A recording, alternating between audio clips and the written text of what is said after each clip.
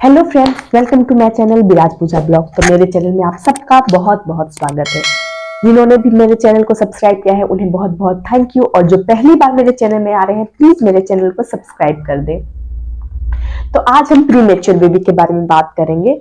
तो मैंने बहुत सारा प्रीवियस वीडियो मेरे हैं प्रीमेच्योर के बेबी के बारे में, आप सबों ने उसमें बहुत सारा प्यार दिया है।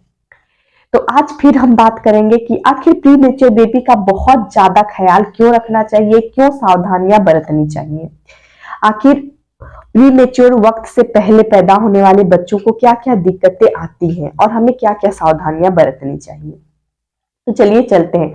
सबसे पहले हम बात करेंगे दिक्कतों के बारे में कि आखिर जन्म से पहले जन्म लेने वाले शिशुओं में क्या क्या दिक्कतें आती हैं। तो सबसे पहले वक्त से पहले यानी कि 30 हफ्ते से पहले जो शिशु अगर पैदा होते हैं तो उन्हें बहुत ज्यादा प्रॉब्लम होती है। वैसे 34 वीक से कम के बच्चों को प्रीमेच्योर बोला जाता है, लेकिन 30 वीक्स के बाद अगर कुछ बच्चे होते हैं तो उन्हें उतनी ज्यादा प्रॉब्लम्स नहीं होती है। बट 30 वीक से जो कम जो बच्चे पैदा होते हैं 30 वीक्स से पहले ही, तो उन्हें कुछ ज्यादा ही परेशानियां झेलनी पड़ती हैं।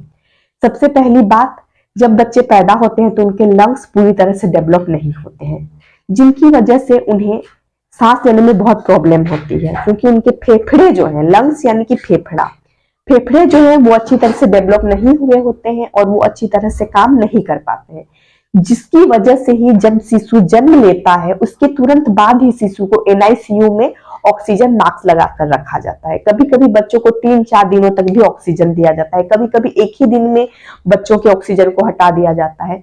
ये शिशु के सेहत के ऊपर ही निर्भर करता है कि वो कैसे ले रहा है। अगर वो अच्छी तरह से सांस ले पा रहा है, उसके लंग्स जो है अच्छी तरह से काम कर रहे हैं, तो एक ही दिन में हटा दिया जाता है, या 2-3-4 डॉक्टर की सलाह वो जितने दिन चाहे बच्चे को वेंटिलेटर में रखते हैं। दूसरी चीज, बच्चे का जो है इंस्टेंटाइन यानी कि जो पाचक तंत्र है वो अच्छी तरह से विकसित नहीं हुआ होता है, इसीलिए बच्चा जो भी प्रीमेच्योर बेबी है वो खाने को अच्छी तरह से पचा नहीं पाता है। आप उसे कुछ भी फीडिंग कराते हैं तो वो अच्छी तरह से पचता नहीं है वो उसके पेट में, क्योंकि वो पूरी तरह से डेवलप यानी कि विकसित नहीं हुआ होता है उसका इंस्टेंटाइन। तो इसीलिए हमें डॉक्टर के पास ही रहना चाहिए। और तीसरी समस्या आती है किडनी जो है वो भी डेवलप नहीं हुई होती है, जो अच्छे से काम नहीं करती है, जिसकी वजह से बच्चे हो सकता है शरीर से बहुत ज्यादा पानी निकाल दें और डिहाइड्रेशन जैसी समस्या बच्चे में आ सकती है। चौथी चीज, बच्चे का ब्रेन भी बहुत अच्छी तरह से डेवलप नहीं हुआ होता है अगर वो प्रीमेच्योर होता है तो, और खासकर 28 वीक से पहले ही बच्चा हो जाए तो थोड़ा उसका ब्रेन बहुत ज्यादा कम डेवलप हुए होता है, क्योंकि 28 वीक के बाद ही बच्चे का ब्रेन जो है वो ज्यादा डेवलप। बेबी की आंखों में भी कुछ समस्या हो सकती है। तो जन्म से पहले जो शिशु अगर पैदा हुए हैं तो उनकी जो आंखों की जो रेटिना है वो सही ढंग से नहीं बने होते हैं, पूरे विकसित नहीं हुए होते हैं।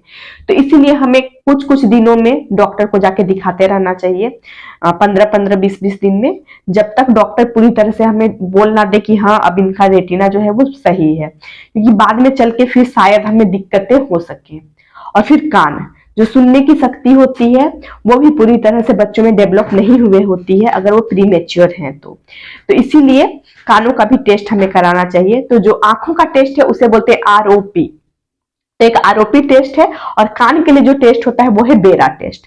तो ये दोनों टेस्ट हमें प्रीमेच्योर बेबी को जरूर करानी चाहिए। उसके बाद होता है बच्चे की स्किन भी जो है बच्चे के वो अच्छी तरह से डेवलप नहीं हुए होते हैं।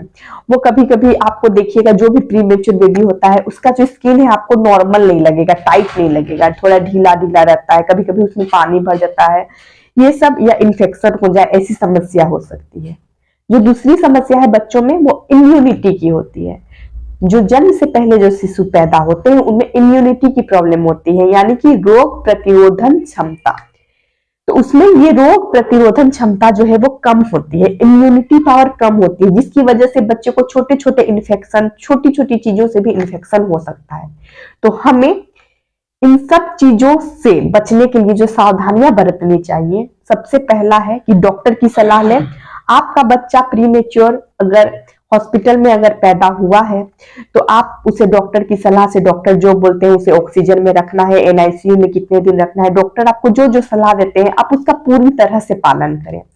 उसके बाद साफ सफाई का, अगर आप बच्चे को घर ले लाते हैं तो उसके बाद साफ सफाई का बहुत ही ज्यादा ध्यान रखें, क्योंकि बच्चे को आपको इन्फेक्शन से बचाना है। NICU से डॉक्टर आपको तभी भेजेंगे जब बच्चा खाना अच्छा से पचाने लगेगा, वो अच्छे से सांस लेने लगेगा, सब चीज ठीक होने के बाद ही डॉक्टर आपको हॉस्पिटल से घर भेजेंगे। और घर आने के बाद बच्चे को आपको इन्फेक्शन से बचाना है, जिसके लिए बहुत ज्यादा जरूरी है साफ सफाई।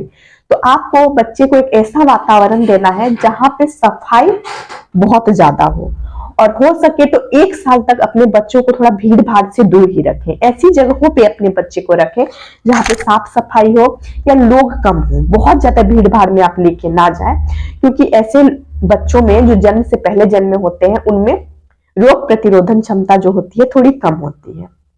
बस आपको यही सावधानियां बरतनी है। और अगर आप ये सोचते हैं कि आपका बेबी जो है वो प्रीमेच्योर हुआ है, तो आपका बेबी समझदार नहीं हो सकता है, वो नॉर्मल नहीं हो सकता है, तो ये सब बेबुनियादी बातें हैं। अगर प्रीमेच्योर बेबी भी एक समय के बाद नॉर्मल बेबी हो जाते हैं। 1-1.5 साल तक उन्हें कुछ दिक्कतें हो सकती हैं, यानी कि सब चीज थोड़ा लेट लेट से करना शुरू करेंगे, लेकिन उसके बाद वो एक नॉर्मल बेबी की तरह ग्रोथ करने लगेंगे। और ये मत समझिए कि आपका बेबी जो है वो समझदार नहीं होगा, उसका ब्रेन जो है दूसरे जो नॉर्मल बेबी है उनसे कम होगा, ऐसी कोई बात नहीं है। जो न्यूटन है, न्यूटन, सब लोगों ने सुना होगा, वो भी जो थे वो प्रीमेच्योर बेबी थे, और उनका दिमाग कितना तेज था वो हम सब जानते ही हैं। तो घबराने की बिल्कुल जरूरत नहीं है, सिर्फ कुछ सावधानियां बरतनी है और आप अपने बेबी का ख्याल रख सकते हैं। तो मैं ये जानकारी आपको इसलिए दे रही हूँ क्योंकि बहुत सारे लोग जान ही नहीं पाते हैं कि मेरे बेबी को क्या क्या प्रॉब्लम है, उसे क्या क्या दिक्कतें हो रही है। तो ये वीडियो देख के आप जान सकते हैं कि आपकी बेबी को क्या क्या दिक्कतों का सामना करना पड़ रहा है, और आप उन दिक्कतों को उसको सामना करने में मदद करें, सावधानी बरतें और अपने बच्चे का ख्याल रखें। तो थैंक यू, मेरा वीडियो देखने के लिए बहुत बहुत धन्यवाद। आपका ऐसे ही प्यार और सपोर्ट बनाए रखिएगा। मैं और बहुत सारी वीडियोस लाऊंगी आपके लिए और ऐसे ही आपको बताती रहूंगी। तो thank you for watching my video.